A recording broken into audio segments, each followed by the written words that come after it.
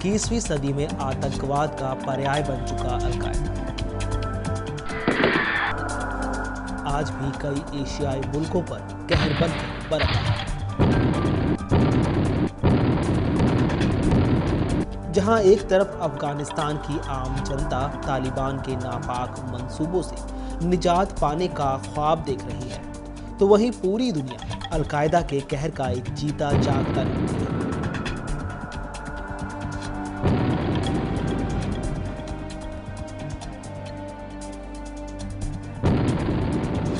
कभी भारत तो कभी अमेरिका, कभी यमन तो कभी रूस, साथ ही स्पेन और लंदन में भूमिगत ट्रेनों में हुए बम विस्फोट उसकी दरिंदगी का एक छोटी सी बानगी भर है।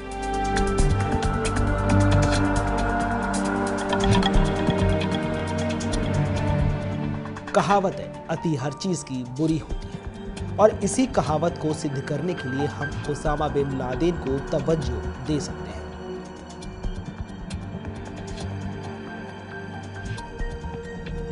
ओसामा बिन लादेन सऊदी अरब की एक निजी बिल्डर कंपनी के मालिक का बेटा था, जिस कारण बचपन से ही उसने अपनी जरूरत की चीजों को पाने के लिए कभी भी मुफलिसी का मुंह नहीं देखा। लादेन ने अपनी छोटी से छोटी चीज पाने के लिए बेहिसाब दौलत का इस्तेमाल किया और हमेशा उसने अपनी मन की चलाई, और इसी आजाद ख्याली ने उसके जहन में अल-कायदा को वजूद देने का बीज बो दिया।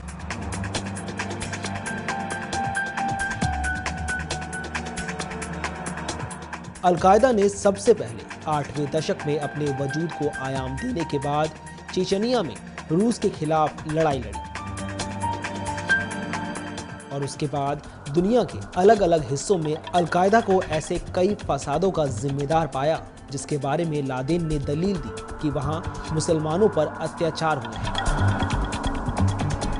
जबकि बाद में अल-कायदा ने दुनिया के सबसे बड़े आतंकी हमले यानी न्यूयॉर्क में हुए 9/11 के हमलों को अंजाम दिया। जबकि अमेरिका समेत विश्व के सभी बड़े देशों ने उसे दुश्मन नंबर 1 घोषित कर दिया, और फिर यहीं से शुरू हुआ लादेन की मनमानी का खूनी मंजर। और इसी दौरान पाकिस्तानी पत्रकार हामिद मीर से बातचीत में अल-कायदा का बानी ओसामा बिन लादेन ने कई बार माना कि अमेरिका पूरी दुनिया में अपने साम्राज्य के विस्तार के लिए हमले कर रहा है और अल-कायदा इसके खिलाफ अपनी लड़ाई आगे भी जारी रखेगी। अल-कायदा की स्थापना कथित इस्लामी धार्मिक संस्था के रूप में हुई थी। बात अगर अल-कायदा द्वारा किए गए हमलों की हो तो उसे उंगलियों पर गिनना नामुमकिन है।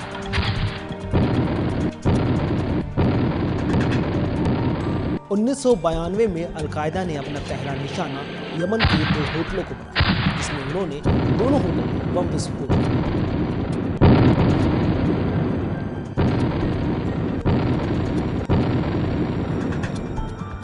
जबकि 1993 में अल-कायदा ने अमेरिका के वर्ल्ड ट्रेड सेंटर में बम विस्फोट किए, जिसमें 6 लोगों को बेवजह अपनी इस दुनिया से रुखसत होना पड़ा।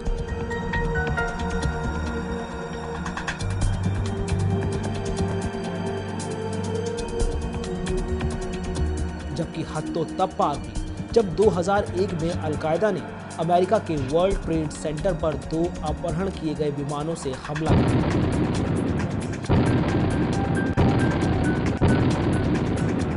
और पेंटागन पर एक, जबकि पेंसिल्वेनिया में एक विमान से हमला किया, जिसमें बड़ी ही बेरहमी से 3000 लोगों की जान चली गई। साथ ही आंकड़े ये भी बयान करते हैं कि ये पूरी दुनिया का सबसे बड़ा हमला है।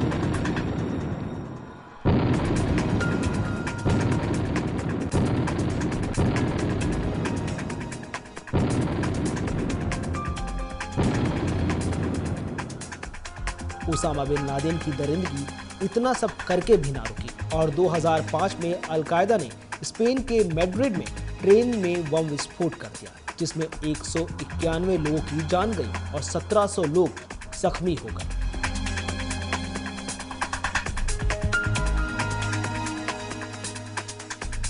चलिए अब बात करते हैं कि कैसे इन तबाहियों को अंजाम देने वाला इंसान खुद तबाह हो गया। बिन लादेन की मौत से पहले अमेरिकी राष्ट्रपति बराक ओबामा ने कहा कि वो लगातार अपनी राष्ट्रीय सुरक्षा टीम से मिलता रहा।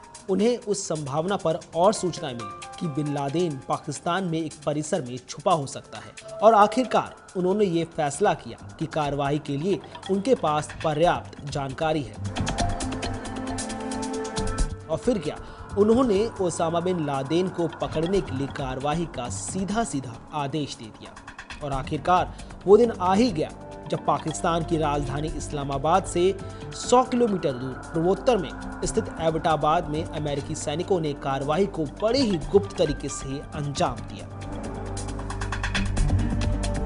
राष्ट्रपति बराक ओबामा ने अपनी घोषणा में ये स्पष्ट किया कि इस कार्रवाई में कोई अमेरिकी हताहत नहीं हुआ।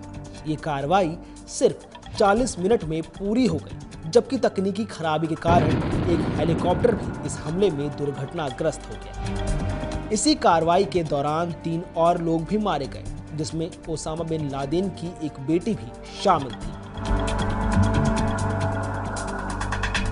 एबटाबाद में हुई ये कार्रवाई पूर्ण रूप से गुप्त थी, मगर जब इस बात को राष्ट्रपति बराक ओबामा ने सार्वजनिक किया तो तहलका मच गया।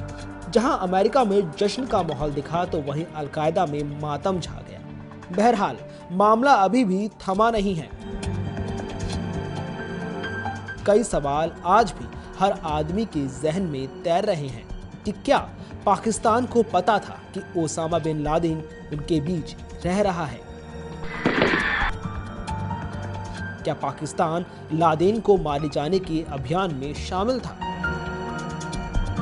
हम ये कैसे माने कि ओसामा बिन लादेन मर चुका है? अमेरिका ने अभी तक ओसामा के शव के चित्र को क्यों नहीं जारी किए?